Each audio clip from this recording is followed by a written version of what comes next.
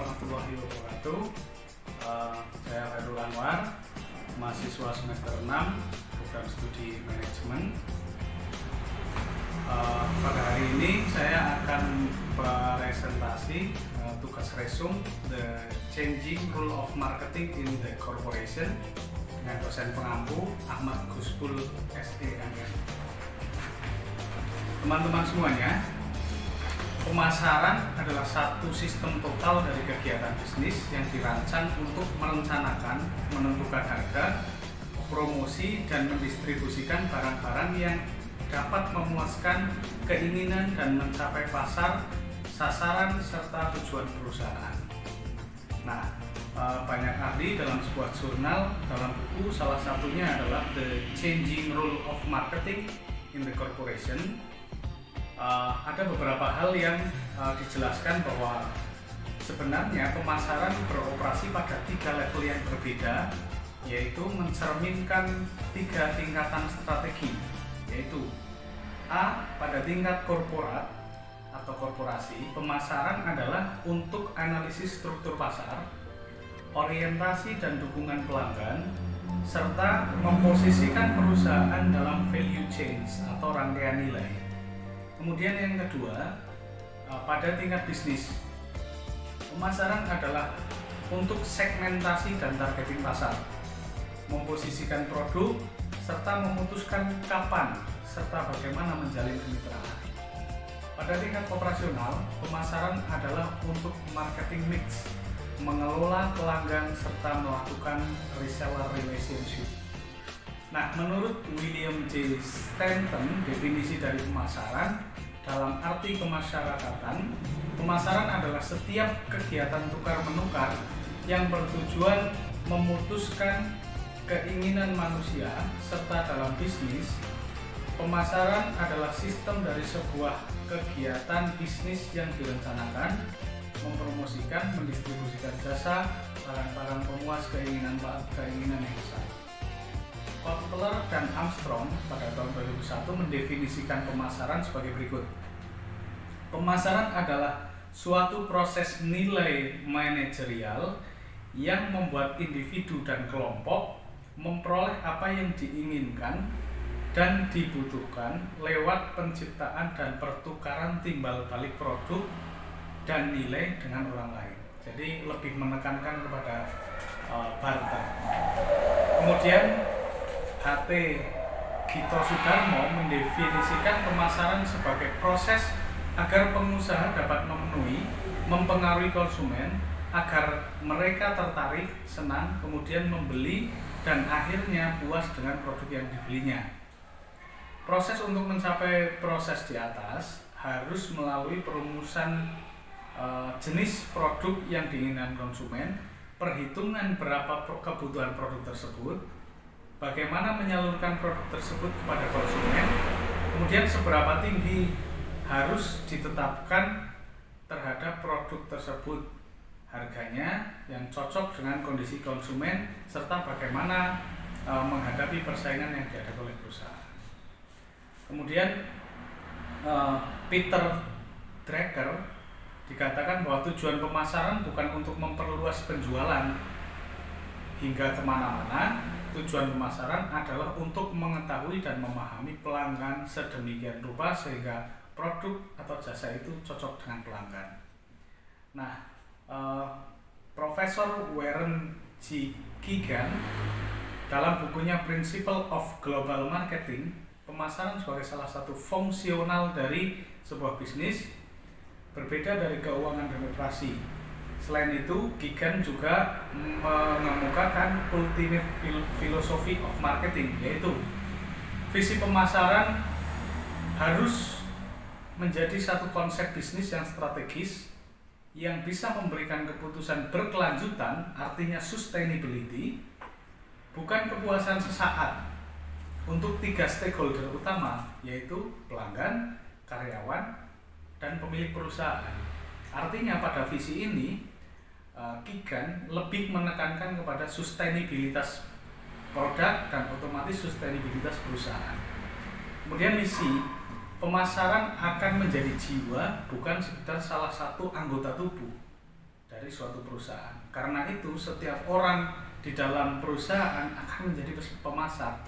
Artinya mereka menjadi duta, menjadi bagian dari perusahaan yang menjadi jiwa dari perusahaan tersebut, bukan sekedar nempel lalu setelah itu selesai.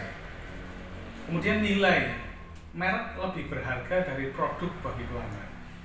Apapun bisnis yang dijalankan, pemilik perusahaan harus menganggapnya sebagai bisnis jasa. Ini menurut Kigan, karena jasa itu sangat berkaitan dengan bagaimana kita mengolah psikologi pelanggan dan selalu berorientasi pada kepuasan pelanggan. Setiap orang dalam perusahaan harus merasa terlibat dalam proses pemuasan terhadap pelanggan, baik secara langsung maupun tidak langsung, dan bukan hanya sebagai pelaksana atau fungsi dari tugas tertentu.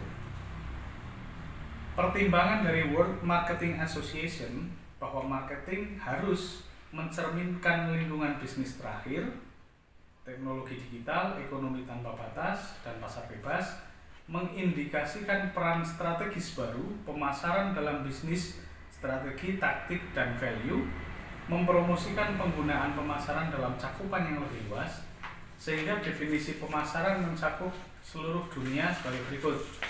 Pemasaran adalah sebuah disiplin bisnis strategis yang mengarahkan proses penciptaan, penawaran, perubahan value dari suatu inisiator kepada stakeholders-nya. Jadi konsep inti pemasaran Kotler tahun 97 disebutkan dari pengertian-pengertian di atas bisa didefinisikan lebih lanjut mengenai makna dari manajemen pemasaran.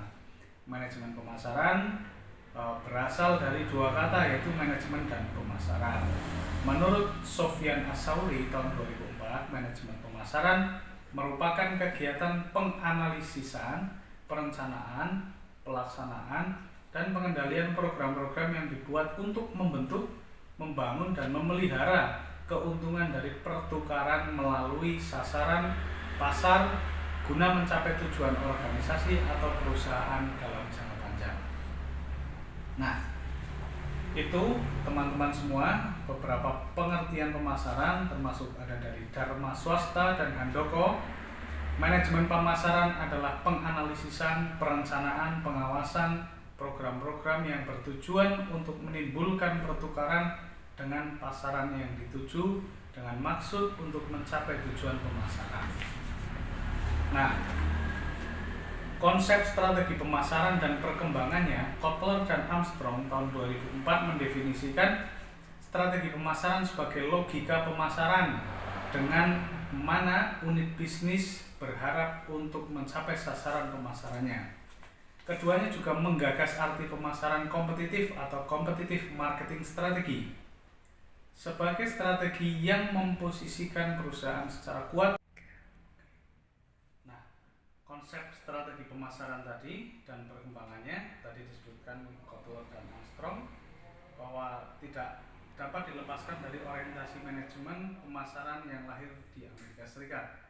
Konsep ini didasarkan pada pemahaman-pemahaman para pakar maupun praktisi pemasaran terhadap kebutuhan-kebutuhan dan keinginan-keinginan para konsumen dari masa ke masa. Oleh karena itu, konsep ini dapat dipahami sebagai perkembangan orientasi manajemen pemasaran dari masa ke masa. Kotler dan Armstrong tahun 2004 mengemukakan 5 jenis orientasi manajemen pemasaran, yaitu konsep produksi atau production concept, berpendapat bahwa para konsumen akan menyukai produk-produk yang tersedia luas dan sangat terjangkau harganya.